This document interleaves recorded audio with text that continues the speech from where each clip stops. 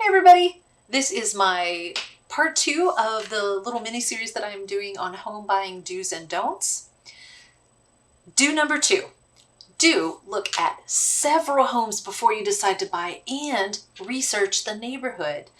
So you found it, love at first sight, right? Very first house that you see. This definitely happens. People do fall in love with the first house that they see. However, you want to be cautious about that because not only do you want to make sure it's the right house, you want to make sure it's the right neighborhood. But think of it this way, buying the very first house that you look at is kind of like marrying the very first guy that you date. It might work out and be wonderful, but it might not. Well, how do you know if you're not doing any kind of comparison whatsoever? So you definitely want to make sure that you are comparing other houses before you make this huge purchase, which is generally for most people the biggest purchase of their life. Walk through at least 3 homes before you choose. That's my advice, at least 3, just to get a feel for the different nuances of the houses that are available in the market currently. Location, of course, is the most important thing. So you definitely want to make sure you're choosing the right community. Well, how do you make sure of that? Become a neighborhood detective. Figure out what you're looking for, first of all. Then do some research and find a neighborhood that fits the criteria that you are looking for. Do you need good schools? Do you want to make sure you can walk to local shopping, for instance? Do you want to be close to the beach, right? There's all kinds of different criteria that are more important for one person versus another. So just make sure you're looking at the neighborhood too and not just the house. Another great tip is to talk to the neighbors. If you do find that house that you think is the one, go talk to the neighbors, because who's going to know the area better than the neighbors that are already living there? And most of the time, they're really vested in who is moving into the neighborhood, so they're more than happy to talk to you.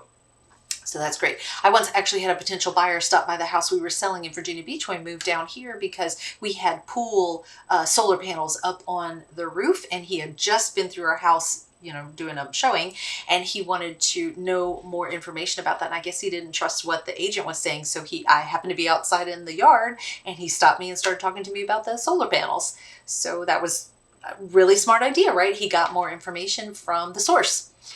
One caveat to this: if you do absolutely love that first house, right, and even after viewing other homes, that's the one that you want, try to do that all in the same day and look at all the same or all the houses on the same day, so that if you do decide that is the one, don't wait. Do not sleep on it. Go that day and go make an offer, especially in the market that we're in right now. But really, that's just good advice anytime, because you never know, somebody else may beat you to it, and you don't want that. Okay, don't number 2, don't make big changes or move money around. But Dina, the mortgage lender has issued their loan commitment and approved me. Aren't I golden? Short answer, no, you are not. Lenders have the power to revoke their commitment, and they will do so if they see fit. If there's anything funny, if there's anything they don't like, they're going to do that. So wait until your home closes to make any big transfers, deposits, withdrawals, any moving around at all. A loan approval is actually based on the financial picture painted at the time of the application. So whatever you put on the application is what you need to be doing, when you actually are closing on your loan.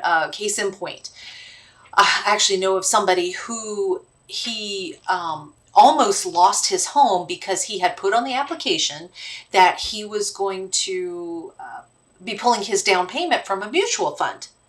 2 days before the closing, he decided to change his mind for whatever reason, and instead of pulling it from the mutual fund, he had a baseball collection that he decided to sell, and he was going to use that money for the down payment instead. Well, that put a halt to the whole thing, because underwriting, who is actually the approvers of the loan, they can't just take your word for it, unfortunately. So they had to stop the whole process. They had to verify everything. And again, this was 2 days before closing. So they had to verify that the collection was even his. They had to verify the sale, verify the value, all of that. It delayed the closing. It cost more in fees. Just not a fun situation for anybody. So bottom line is, just don't move money around. You also don't want to change jobs unless you're getting a raise. Now that's a possibility, or going from part-time to full-time. But even with that, best advice is go talk to your lender before you do any changes of any kind, because again, any changes are going to possibly and probably affect the loan. So you just want to be careful. And this even includes gift amounts. If you're just getting a gift from someone, family member, whatever, consider waiting to actually deposit that before,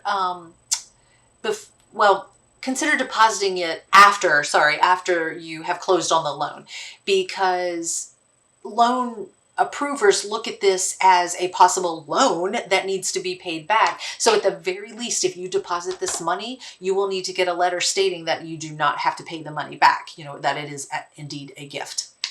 All right, thanks so much for watching. This was part 2.